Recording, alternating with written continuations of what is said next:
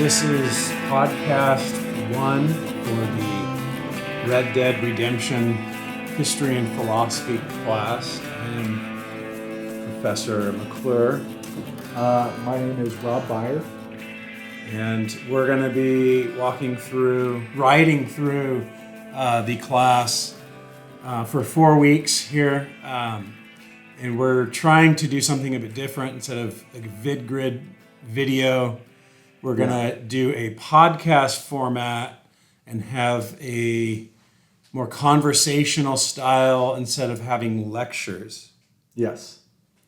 And today what we're looking at is really trying to think about, well, one, us. We're going to introduce who we are and our approach, our, I guess, history with video games briefly, why we are historians or philosophers, or a historian or philosopher, how our video games are woven into our path, the different methodologies of philosophy and history, and then we're going to end with a discussion of why are we even doing this class? That's right. Yeah. So what led you to philosophy? Yeah. So I, so my background is I'm actually from around here in Kansas. Some of you probably are, virtual students or online students that are farther away. But I grew up around here. I grew up in a small town of about 5,000 people, Larned, Kansas. And then I came here for my undergrad degrees in literature and philosophy, and then went to the University of Oklahoma in Norman, Oklahoma for my master's and PhD in philosophy. And then I just happened to get a job back here. And in academia, if you get a job offer, often you just got to take it. And so that's part of what led me back here. What led me to philosophy? Well, I think that I was always a really inquisitive and probably annoying child. I wondered about stuff. I had questions about stuff. And I often found the answers to those questions really unsatisfying. Whether that was in the context of religion or being in church or just in the context of being told by my father I could or couldn't do a certain thing or whatever. I always wanted reasons. I always wanted to know why things were the way things were. And so when I got to high school, I had some exposure in both a psychology class and in a government class to some political philosophers and other philosophers. And I just remember thinking that was really interesting. And so I'm kind of a weird case, which is I actually came in as a philosophy major as an undergraduate student, which is pretty uncommon. Most of the time people declare a major and then they take a philosophy class and go, oh, I didn't even know you could do that. And then they switch over. I think the thing about philosophy that I really, really enjoyed and what led me to it is it is just concerned with, I think, some of the most interesting kind of questions that are really, really difficult to answer, but also really important to us. And I just remember some of my first experience reading philosophy, kind of classical Western philosophy like Plato and Descartes, or even some contemporary authors like Bertrand Russell, was it just, something about it just, I've described it before as like, it's like if my mind had been a field, right? Thinking in Kansas, thinking these agricultural metaphors, my mind had been a field. The first time I really read any philosophy was like a spark to that field. It just, right? Whoosh, it's this blaze of like interest and engagement and finding something that I never used any of the terminology for, but I was just like naturally interested in kind of, I guess, thinking in this way and approaching things in this way. And so I think just, being very inquisitive and being a little argumentative are both things that led me to philosophy. I also, I've always, one of the main areas of my focus is religion. And I've always thought that religious systems are these just really, they're big, broad metaphysics systems, in other words. That is, they're systems about like, how is the whole of reality organized? What's the furniture of the world, right? Like what kind of things would we list if we were given an inventory of the world or ontology or something?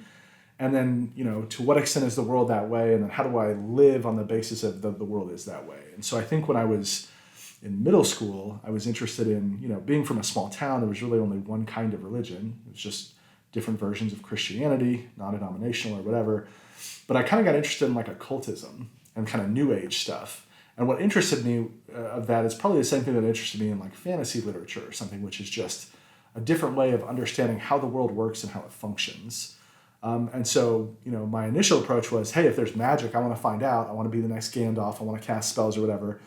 And I don't know, maybe I don't have the spark or it doesn't work for me or whatever. But for me, it seemed like it didn't work, right? It wasn't a real match. But it did lead me to just think about like, what is the world like, right? What is reality like? And how do we fit into it? And so, religion is one way to do that, but the other area I specialize in, which is analytic metaphysics, is also focused on this kind of big, broad question of what is real, how is the world set up, how is it organized, and what do we do with that information? How do we live in the world with that information? So probably a combination of my natural proclivities and interests, and then just exposure at the right time, maybe to certain authors that really pushed me in that kind of direction. So what about you, Dan?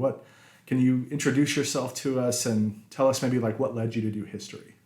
I think I started college and I didn't know what I wanted to do. I was someone that went to, I think, 3 different community colleges in California and Oregon. Okay.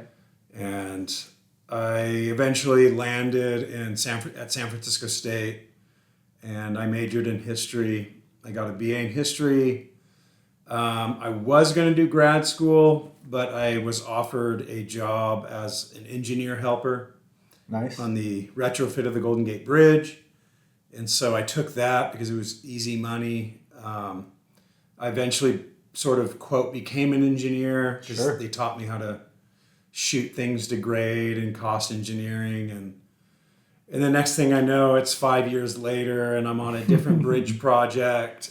And I realized I didn't really want to do this the rest of my life. Sure. And during that time, I was already reading a lot of history books. Yeah. Because in the back of my head, I wanted to go back and get at least a master's in history. Yeah.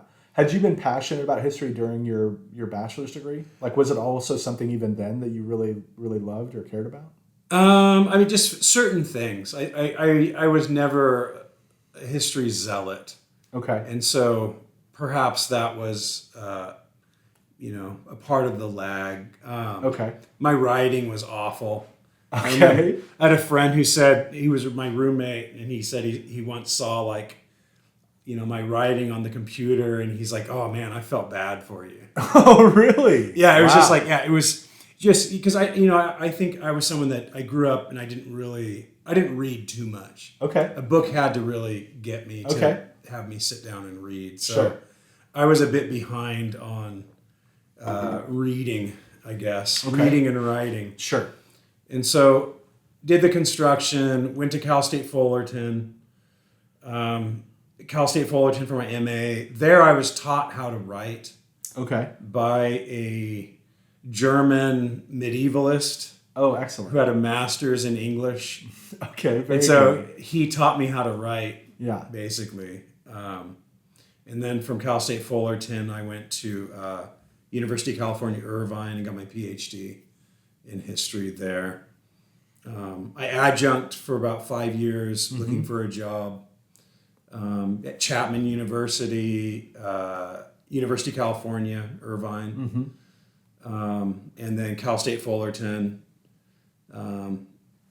Did 1 semester at Cal State Long Beach, a couple community colleges, and then eventually, fall of 19, I started here at Fort Hays. Yeah. I guess history in terms of school, it was the one thing I was interested in. Okay. I do what think. Was interesting to you about it? What was it that drew you to it? I think a lot of me being drawn to history, I think, is always reflecting on the present and trying to understand the path to the present. Okay. And so my specialty is more 20th century U.S. history. My research focuses on 1960s to 1980s. How we got to today, Sure. I like questions like, why do we think certain things today are just natural and not just a product of this change that happens between the 60s going into the 80s? Sure. And so I'm just drawn to that. In many ways, we're similar in the sense that I think we're both interested in constructed realities. Sure. Yeah. That are informed either through metaphysical or through understandings of the past. Yeah. Right. Sure. We're seeing in contemporary debates about, like in Texas, teach what can you teach in history and what can you not. Oh, sure. Right. And so that to me is that's a good sign that my interest, one, is somewhat legit and there's real world application, but sure. we're seeing sort of this a struggle over the past because of the dictate, like the needs of the present. Right? Sure. So the political needs of the present often have to be justified through constructed pasts. Yeah. And if you can convince people of a certain past, it's easier to do things in the present. So yeah, tradition is powerful in that way. Yeah, and then you can just fall back on that. Like, why do you do something? And you say, well, it's tradition, and then that's the end. It's of always discussion. the way we've done it, or something. Yeah. Yeah. So, I guess the next thing too would be thinking about video games, and we've had a prior discussion about this, but sure. I think the road to philosophy and the road to history has somewhat been paved by video games. I would argue with both of us. Sure. I think I would love to see people's if on your resume or CV there's a section on video games played. Not necessarily every game you played, but what were the games that sure. you obsessed over? Yeah. And to me, that would be a really good readout of someone. Like, yeah. What were people interested in? And again, previously talking, like I was never interested in sort of, Mario Kart type games. Even early on, I think my first game was Pong, which I didn't have interest in. Sure. And then eventually we did get an Atari in the early 80s when I was, 7, 8. But the games from Atari that I liked were Adventure, Pitfall. Sure. Basically games that, now looking back, I'm in a movie. So I get to be in the movie. I get to make decisions, where to go. I get to think about what I need to do. There's different levels of thought to it. Sure. I think moving into, especially college, I fell into the Fallout series, Yeah. the early part of that. I was really into. Yeah. Great video game series. During PhD, I took a break and I just played the two. What was it? The Battlefront 2 Star Wars and then Empire at War Star Wars, and I did that for 6 to 7 years. I was exiled and only played those two games because I was afraid of falling into a vortex of video games when I shouldn't be. Yeah.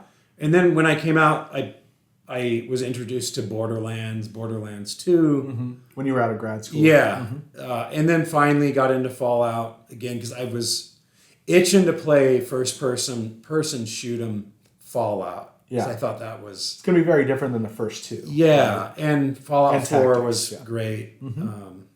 New Vegas and all that kind of stuff. So, yeah, I think in terms of history... The games I play, I think, are, usually there's something historical about them, or they're, even the sci-fi stuff has, usually there's a historical world building, right? Sure, absolutely. Borderlands, I think, is a classic example of it's a post-apocalyptic or dystopian science fiction that you are clearly moving through a world that had a brighter past. Yes. And you're in sort of a failed state era. Yeah. And so, and Fallout literally is that. Star Wars in some sense has that, Sure, right? There yeah. was the mythology of the Republic.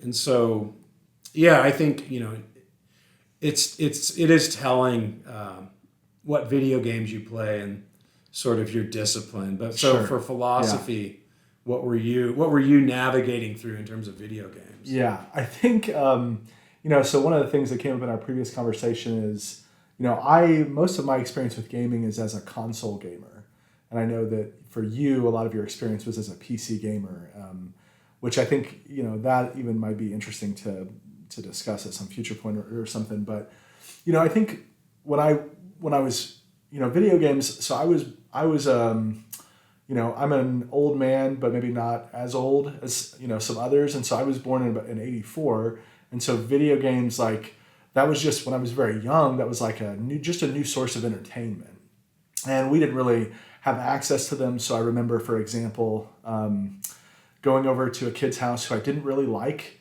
but he had a video game system, and so I was like, I'm there. I get to play Nintendo. They got the Ninja Turtles for Nintendo. That's notoriously hard. Great, like I'll put up with this kid, which made me a bad friend. That's not a good way to be a friend to anyone. But I was also like 6, so you grow from that period of time. So I think for me, video games just started as just a form of entertainment that was present when I was very young, and so probably very just like amorphous in terms of my interests and what I was attracted to and stuff. Certainly over time, I think I played all sorts of video games. I do think the ones that I liked the most, broadly speaking, were role-playing games.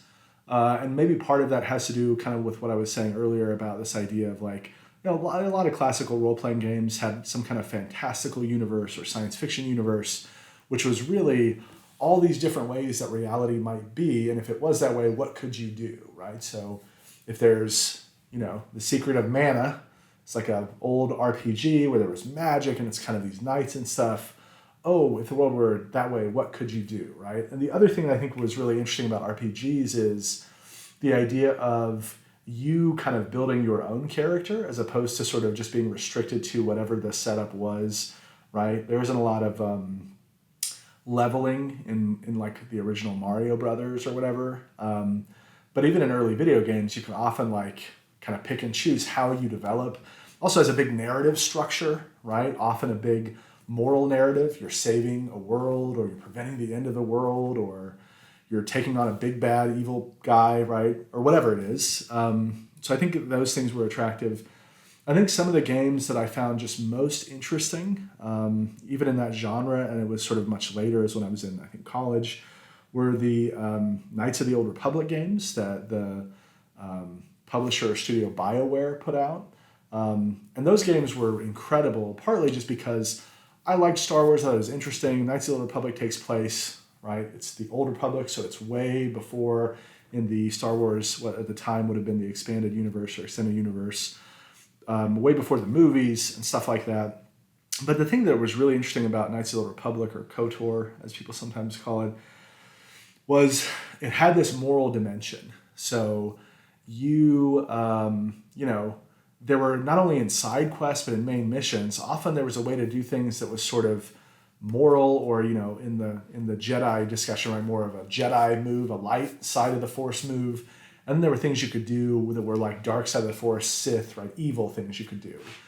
And those had noticeable effects on the game, not only in terms of gameplay, but how things ended up, the ending, story arcs, how your companions interacted with you and treated you, all of that stuff. And certainly that is a pretty, reductionist and simplistic understanding of moral exchange and moral reasoning and interaction. But it was much more detailed than any game I'd ever played along that scale. And I found that to be really interesting. With those kind of games I used to always do like one good playthrough and one evil playthrough just to like experience all the parts of it. And I don't know, increasingly I just can't bring myself to be mean to the pixels on the screen, If it's like, there's this refugee family and you could give them some credits to save them, or you could sell them into slavery. It's like, I don't want to even do the sell them, right? Like for some reason I just have this, I know it's fiction, I know it's just a representation, it's just ones and zeros and stuff, but something in me I don't like it. It makes me uncomfortable to do those things, even virtually, even in a game. And there's probably some incongruity there because I also like to play first-person shooter games, and I don't bat an eye at shooting somebody in a first-person shooter game, and obviously that would be different in real life. So, but I think those things led to philosophy partly because, again, you know, you're talking about kind of the world building and the history from this kind of historical aspect of it. And for me, I always think of those things like, you know, big RPGs, especially increasingly, have these rich worlds that are built out in terms of the metaphysics and the ethics and the value and epistemology, all this kind of stuff, right, is in there. So I remember, you know, when the first Mass Effect came out, there was a big, huge in-game kind of library where, you know, as you were introduced to a new concept, there'd be like a little in-game, you know, codex that you can go to and read about. So if you want to know, why do their guns work the way they do, you can go and there's like a, you know, multiple pages of something that people created and built to explain how this would work, right?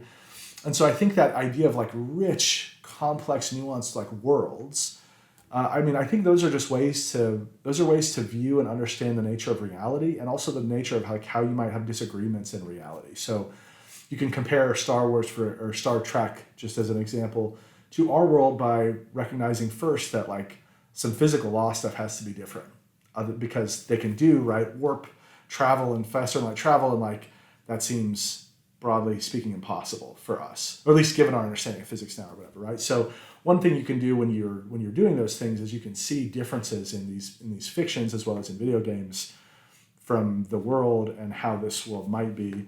And of course you can do it with social moral stuff too. Certainly Gene Roddenberry thought in the original Star Trek that what he wanted to portray is like this kind of utopian, post-scarcity kind of society and how that would be different.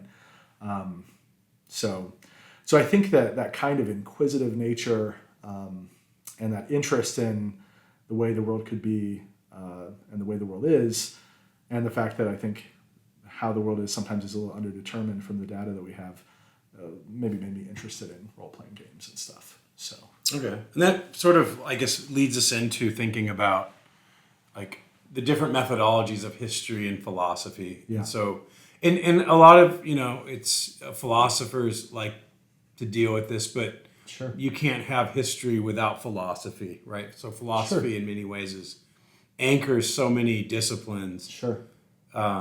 In terms of thinking about reality, all the way to the point where you're looking at evidence, right? And what counts as evidence and what doesn't. Yeah.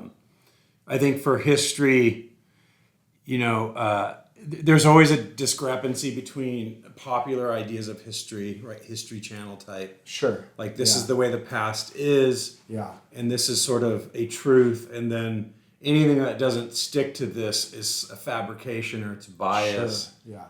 Yeah. On the other hand, right, I think what makes history great is you can find so many different perspectives in history, and the idea isn't to argue which one is right. The idea is to put all those conversations into play, and then as the historian, you then come to some sort of conclusion about this array or spectrum of realities that are being discussed. You know, say a colonizer versus the native, right? Sure. Versus a third party that's viewing the relationship between the colonizer and the native. Yeah. Let alone the environmental perspective of the impact of both the native, but also the impact of the like. There's all these different impacts and sort of perspectives. That, and again, that's, you know, for me with history, that's, I think what I really like is, you know, I think in my second book where I look at business weeklies, 70s exploitation films, Yeah. you know, James Baldwin, William F. Buckley debate, John Wayne movies, Gil Scott-Heron records, and then like put all those in conversation, which they usually are never in conversation, but the idea is like what happens when you listen to all of them and think about what they're saying and then weave as much of the history of that contemporary moment into that whole narrative. And then at the end, you have these questions about, well, what were movies saying about Yeah. things that James Baldwin and William F. Buckley are arguing about, Yeah.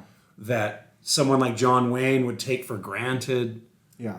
that someone like Gil Scott Heron is questioning on record, it's, Sure. and then Yeah. all that stuff, it's sort of, I guess you could see it as all these things are orbiting Yeah. the historical moment. So as you understand it, is history like it's almost essentially like this dialogical thing, this thing where there are these conversations and people going back and forth? Like, is that essential to doing history or the practice of being a historian? Or Yeah, in a way, you I mentioned think, a lot of this yeah. like conversations, right, between these pieces of media and literature, but also probably between scholars and people who are trying to interpret things that occurred, like that we don't have immediate access to or experience of, and then trying to figure out, okay, like what happened there or what was going on. Is the idea that part of what you're doing to try to determine that, if you can determine it, maybe you can't, right, given what you said at the beginning, Yeah. but like, is you have to look at these conversations to help you understand it as a whole? Or I would say that the conversations give you points of reference to Okay. make sort of statements about the past, right? Okay. Like I'm a big believer in sort of thinking about like when someone mobilizes language in a certain way, Okay. and how people mobilize different sets of language and the histories Yeah. of those language. So, you can make a statement about something, and on the surface you're commenting about something in the present, but the language you might be using also has these ramifications from the past. Sure. And so there's the conversation that you're engaging with in the present, but that conversation itself is in conversation with past Or connected language to or something. Sure. Yeah, and so it's sort of, I like to see it as like an organic whole. Sure. Yeah. So I guess, in terms of, I guess I do cultural history. I think that's what I'm drawn to is Okay. cultural conversations, but these cultural conversations could be about economics, right? Sure. Or they could be about politics. Sure. But you can only talk about economics and politics through a set of language that you're communicating to other people Yeah. at a particular time. Do you think that, I guess I'm just curious, so, my exposure to history is really just the classes that I took as an undergraduate, and the people in my field will talk about history of philosophy, and part of what they're talking about there is like, if we're going to go back and read Descartes, we want to know like what was Descartes saying, who was he in conversation with. So we're definitely adding context, right, to understand it. But part of what people in again the quote unquote history of philosophy are doing is they're going back and saying things like, did Descartes actually have this view? Well, let's look at all of the things he wrote, and let's look at all of the recordings, and let's look at what other people who were writing at the same time said he thought. And then we try to, come to some conclusion on the basis of those things about it. Or in the context, for example, of religion, which is another thing that I focus on, you might have big historical questions, but they're kind of those really simple ones like you were talking about, like, did Jesus exist as a person? Putting aside something like the incarnation, just was there a person named Jesus, right? Mm-hmm. And then you look through various kinds of evidence or indications to see whether we think that's a good inference to make.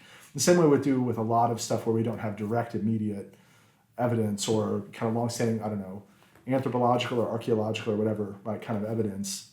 So is that kind of simpler stuff, like, do you see that as part of history, but just like the entry level, or do you think of that as something different? Or, because I'll just admit that is that's the first thing I think about when I think about his history is like, if I want to know some historical fact, like,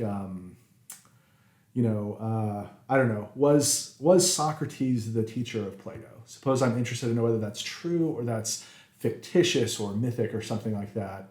I probably would want to talk to historians, I would think, and they would give me their view, but then also probably say, here's why I think this based on these things or whatever. So is that kind of like facts about the past? Like, do you see that as part of history, or do you see it as like a basic level, but not like as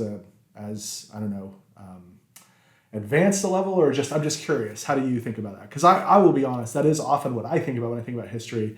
And maybe it's because I'm thinking about stuff that's like really long ago, or just stuff where I'm thinking like, What I want to know is like, like thinking about Galileo, right? You often hear this kind of story that's given about Galileo and the church, and this is what happened. But I think like when you look at like history of science and religion, it's like more complicated based on some very specific like letters and other kinds of things, right?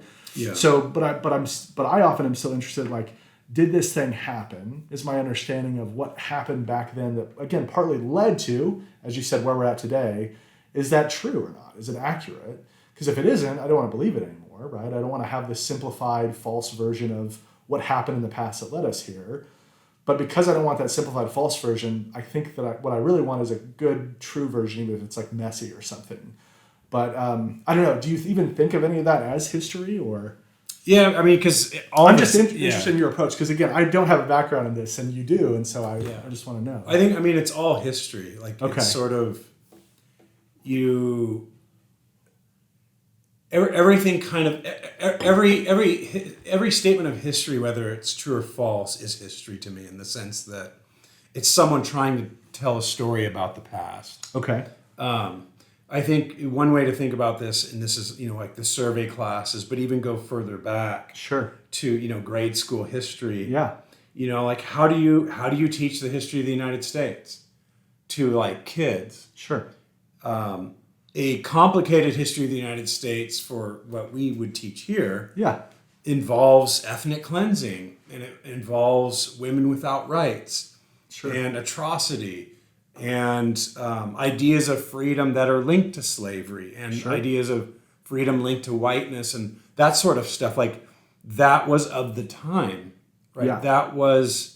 That's the world they swam through. Like they lived in a world where they're a good 200 years or so, almost 200 years into sort of a settler colonial, invasion of a continent that was, right, I don't want to say possessed, but occupied by a bunch of indigenous people. Yeah. And so how do you teach 10, 11, 12, 13-year-olds a history of the United States that usually has a kind of patriotic tone? I think that's a given in the sense of, you do the Pledge of Allegiance and a part of public school and I guess private school too. I don't know, but public school, there's a sense of you're constructing the nation state's citizen, right? It's infused with nationalism and that sort of thing. So you're balancing the need to create like loyal citizens with accuracy in history. Sure, yeah. Right. And so you're also just dealing with the early development of individuals where they just might not at that stage be able to grasp all the complexities. In the same way that you do a simplified version of biology too, and then maybe later you go, well, what we said in second grade was not quite accurate. Now we're going to go back and revise it. Yeah. And the only downside of that is, we live in a world where certain things are still in play that were put in play hundreds of years ago. Sure. And so when you don't speak about that in a contemporary context, those people that might be in the classroom that are still targets of something that started hundreds of years ago, their whole experience is denied. And the experience of the group of people, of the majority that perpetuate that, is made invisible, right? And so I guess that's the paradox. Like, how do you teach something that's very very complicated, right? I always, when I teach like the Enlightenment or something like that in the World History Survey, the easiest thing to say, because you're dealing with like students that they've only had high school history and junior high history. I don't know about their like political backgrounds, sure. But when you approach it, like the best thing I usually come up with is, founding fathers' words good, freedom and all that stuff. Actions, not so much, right? Sure. Like you can, and it's not too complicated to say that you have this language here that has use in various people's lives to free them from oppressions, whether it's, people of color, women, etc. But But at the same time, I don't think we should shy away from what people did, like what what Andrew Jackson did. Sure. Yeah. Right. I think I call it like this. Do we retain a 12-year-old history, or do we have a grown-up history where we can talk about these negative things that we don't want to talk about? Sure. And I still think, due to, you're looking at states making policies about what to teach in history and what not. Sure. We're not ready yet, obviously. We're not ready to take that step. But for me, it's all a part of the process, right? People making laws against teaching certain things in history, they're communicating with all these voices, right? Sure. Yeah. Or they're in dialogue or connection to further silencing voices that the version of them 50 years ago were silencing. Sure. Right. I think that's what history allows us to kind of see ourselves in the big picture. Okay. And perhaps see like a way forward. Right. In a sense, maybe be optimistic, but yeah. So it certainly goes far beyond like establishing some facts about the past or something. But yeah. Do you think that has any role in history, or do you think that that's just like kind of itself an oversimplification of what's going on in history? I mean, I think the facts are they're always important, I think, and debates about what are facts and what aren't. I think that's just the whole process. Okay. Right? Because, if someone takes for granted a fact and then 50 years later someone comes along and says, oh, that's a fraud. Mm-hmm. Right? Yeah. Okay, well, it looks like that scholarship that took that under... the umbrella of assumption is flawed in that sense. Yeah, right? And absolutely. There's a really good book that I remember I assigned it for a survey class, and I was selfish in the sense that I wanted to read the book. And so I assigned it just so I could, read it. Yeah. But it turned out that it was for a survey class, non-majors. It was the class's favorite book. And it was... this guy, last name Klein, but the book's called 1177 BC, the year civilization collapsed. Right? Like, I have no reason to be reading that because it's so far out. But I remember seeing it. It came up on Facebook or something, like, oh, new book. And I'm like, God, I want to read that because it's obvious, it's published in 12, I think. Okay. Originally, there's a new edition now that it's actually pretty different. He did a pretty good job in updating it. Okay. But it's talking about, environmental stuff today. But here he's looking at the Eastern Mediterranean and really this year, 1177, but it's like plus or minus. Sure. It's not like a day happened and everything collapsed. Sure. There's this, and that's that shift, right, you get to the Greeks that we're familiar with and eventually to the sophists. And the early philosopher, that you can't have that without this collapse, right? That's what when I team taught a class on Confucius Plato. Yeah, that was my favorite thing. Was I knew nothing about Plato or Confucius, but I really enjoyed working through the material, knowing about this catastrophe that happened. Sure, that shut down writing. And then writing rose up from the ashes again. And then it leads to this moment of philosophy. Mm-hmm. And then leads to the moment of you go from an oral culture to a very literate culture. Yeah. And it's almost as if, like people living in 1300 BC were further away from the people living in 500 BC than we are. Where we're 2,500 years away. Yeah. Because it's the world that, Plato inhabited, if you did a time travel, right? If you made the movie, probably, you could kind of work through their reality. Just because we still teach it. It's the baseline of so much philosophy that it's familiar, right?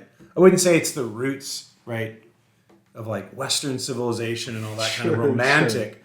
But that those are elements, or that's a symptom of what was bubbling up Yeah.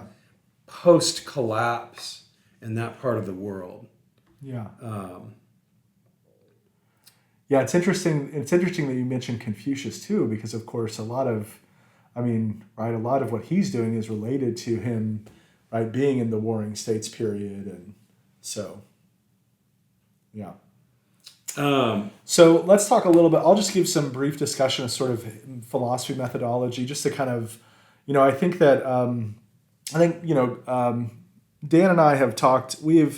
So Dan's office is right next to mine, and we've talked a lot over a long period of time, just being on campus. Sometimes through that can with the string. That's right, exactly. Through the wall. Yeah, through the little telephone setup. But but I thought this would be helpful for me in just thinking about history as someone who doesn't have a background in it.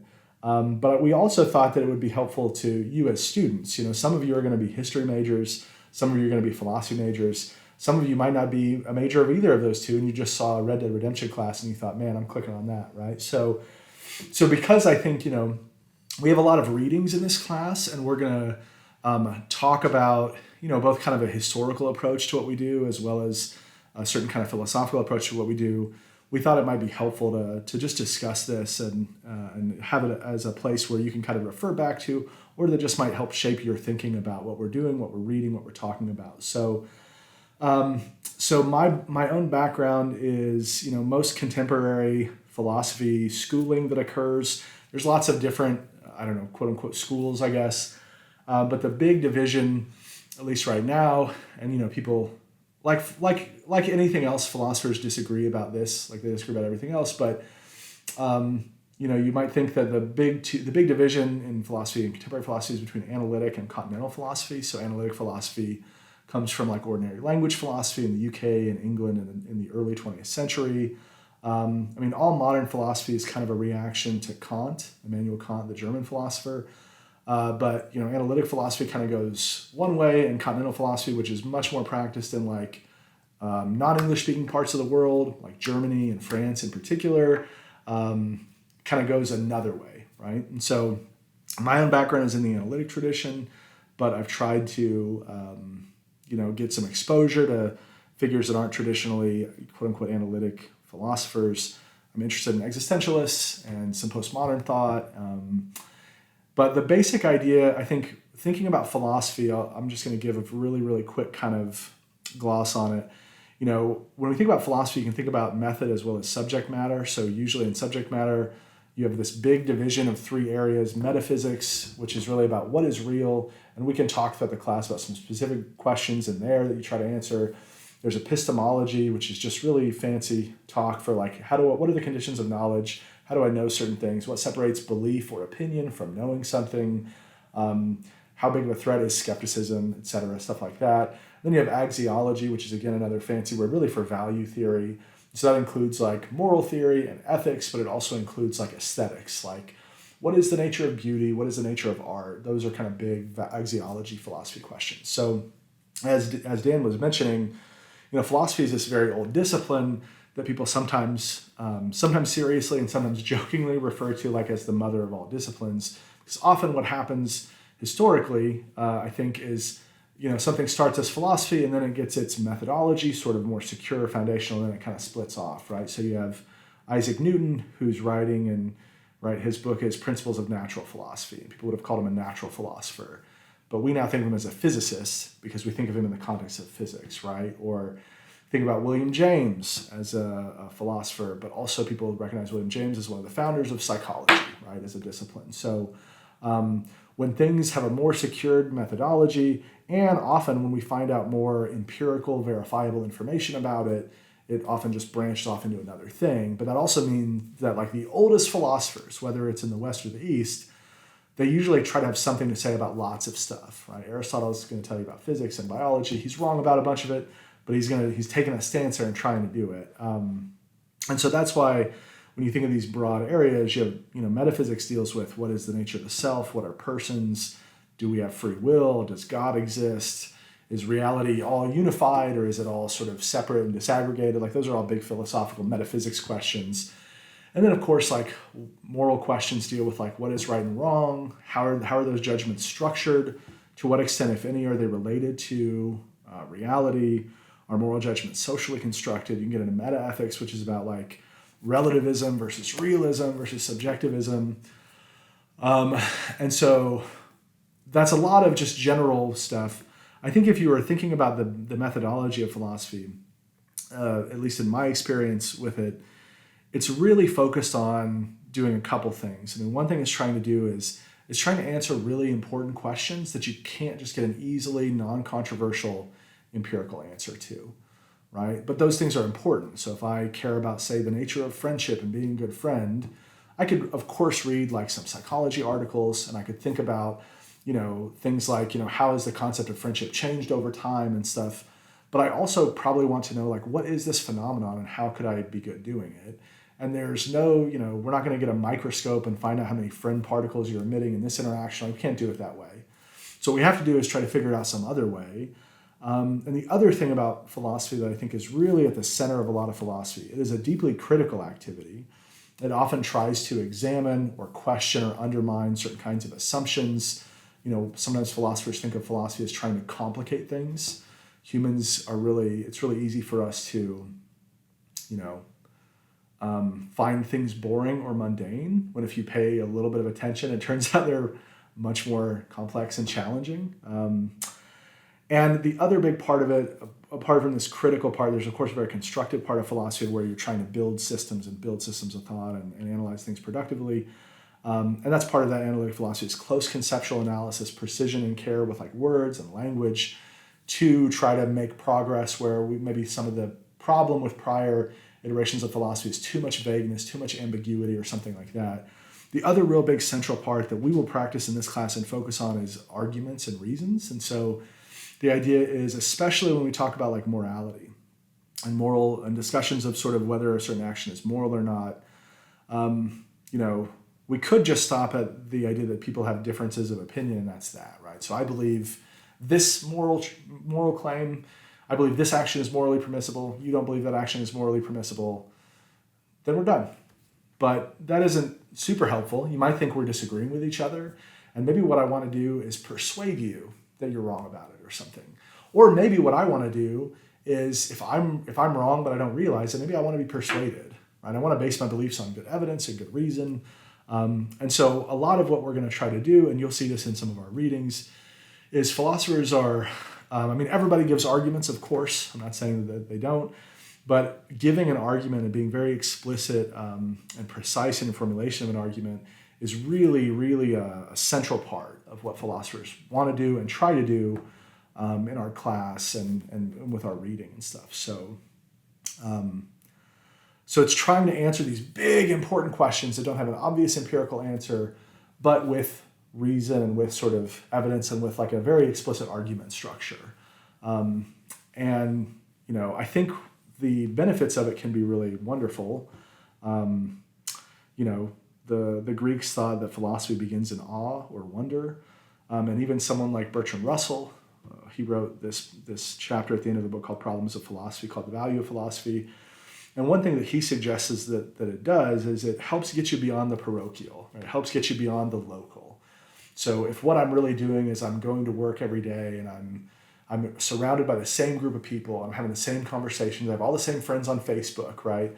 Then I start getting a very curated and specific, very particular experience on the basis of my friend group, on the basis of their opinions, on the basis of what information gets to me. And sometimes that can lead people to basically think like, well, I don't need to learn anything else. I don't need to understand anything beyond that because I've got the truth. I know what it is to live, right? I remember thinking, this is a separate thing, but I remember talking with my father when I was a teenager, and he was giving me some kind of, romantic advice. And I remember just having this thought like, you don't know what love is, old man. I know what love is, right? And of course, I think that was a lot of confidence on my part that was not really justified, right? But it's easy to just sort of take your view that you have, or the view of the people around you have, the people of Hayes or Larned or wherever you're from, right? And that be just like your view, right? We absorb so much of this stuff via osmosis almost culturally. And so, what philosophy can do is it can really try to get you beyond that and help you, right, try to think even more broadly, right, try to think even more abstractly, and just kind of take you out of a purely or only self-interested, what's my immediate issue point of view, and just think about like the world more broadly, or human beings more broadly, or morality or free will or whatever it is more broadly. And that, I think, and Russell thought, is just valuable because it maybe shakes you up a little bit and maybe helps your humility and also just helps your openness to a different way of thinking or understanding the world. And those things are valuable. So. Yeah, and I think that kind of weaves into, why we're doing this class. That's right, yeah. For the most part, and this is something that, I think we're still kind of figuring out sort of weekly assignments. But one of the things, I think it would be helpful is, and especially in the online conversations, is, it would be interesting to see like, okay, who in here has played the game a lot, a little, never. Yeah. Like it would be incredible to, listen to someone's experience if they are literally playing the game for the first time. Absolutely. As they're reading the history and as they're going through the philosophy, the ethics and morality. That's right. Yeah. That would be an incredible, that would be a great experience to teach. Yeah. Tell us about that. If that's happening for you, please. But at the same time, there's this, I guess the complacency of one's own thoughts about something. We're also interested in, and I think it'll change both Rob and I's, like, our experience with the game itself will change because we're teaching a class. Absolutely. Yeah. And so, and it should shake up the complacency. Say you have played this and you a few times and you've done a few, run throughs. Yeah. What the ideal is you would exit the class with a completely changed relationship to the game, but it's something that can transfer out into beyond the game, really. Absolutely. So that the game is really just a focused, it's a vehicle that we're going to work through, that we're then going to start bringing in these different prisms, right? The prism of history, the prism of morality and ethics. Yeah. But within the prism of history, because as I was playing it, because I literally started in the last fall. Yeah. The environmental impact of the Old West and what you see in the game. The relationships between different racial groups in the game versus sort of the historical record. Sure. The different relationships between men and women in the game, the environment, right? Like how many games, I can't remember a game I've played where I have to change coats, a jacket when I start going into the snow areas because my health will start being affected. Yeah. Or you have to eat to keep up, right, certain levels that levels of stuff for your character. So we want to, by the end of this, if anything, the class might ruin your game experience because for the most part we play video games to kind of escape and enter a world that is cinematic and not our work. Yeah, fundamentally different from our world. Yeah, and it's a game. It's fun. Yeah. We are going to make this into a work thing. Like this is absolutely going to be work, and hopefully, when you leave this experience of 4 weeks, you'll approach any other game you play. Really, this is going to ruin your pop culture interaction because each time you engage with stuff, we're hoping like. You'll ask, a million questions. That's right. A million questions will unfold. The next time you're playing Pac-Man, it's just like, why? Why the maze? Why the pack? And is it a Pac-Man? Why the ghosts? What's going on in this game that we just, Yeah. It just was. And I think that's what history and philosophy does. Yeah. That it unsettles complacency in thinking. Yeah. It gives you, or sometimes maybe makes you, interpret things in different levels. And so, you can still, I still sometimes will play a game or, maybe read a book or watch a show. And I kind of have that, I don't know, philosophical or analytic part kind of turned off or whatever. But it is the kind of thing where once you have it, it's, it's like, what is the saying is, to a carpenter, everything looks like a nail. So it's like, at a certain point, this is going to open up thinking for you, we hope, in this way where you'll be able to bring to bear some of these, conceptual resources and habits and the knowledge that you'll get from the course, from the readings, from us, and how that just sort of transforms and affects like how you approach games, how you understand games.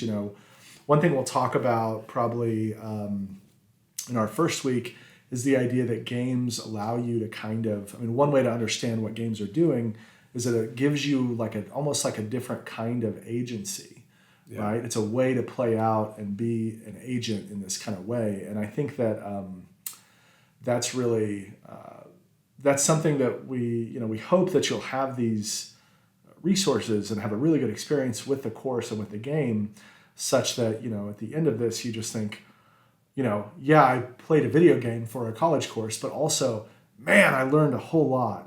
And this is something that I can carry with me, right? Beyond just the game, beyond the confines of what we're doing here is just, it can affect your life. It can affect how you interact with others and what you believe and how you understand the world around you. And, what could be more important than that?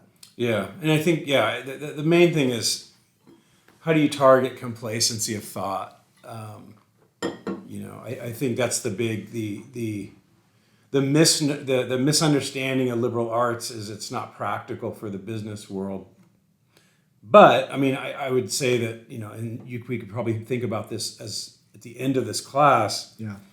Without these sets of questions, how do you come up with the new thing? You cannot discover the new thing unless you're trying to think outside the box in a way that could be conscious, but it's also looking at objects through different prisms, different perspectives to achieve a glimpse of something that hasn't been said before or hasn't been thought of before. And that to me is the ideal. Like it's sort of the never-ending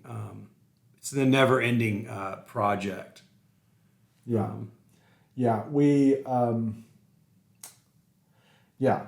hope that part of what this will do is just give you kind of a conceptual toolkit and a background to use, and that shapes your way of understanding and thinking about things. I think we do both think that the material that we've assigned to you to read, some of it is going to be quite challenging.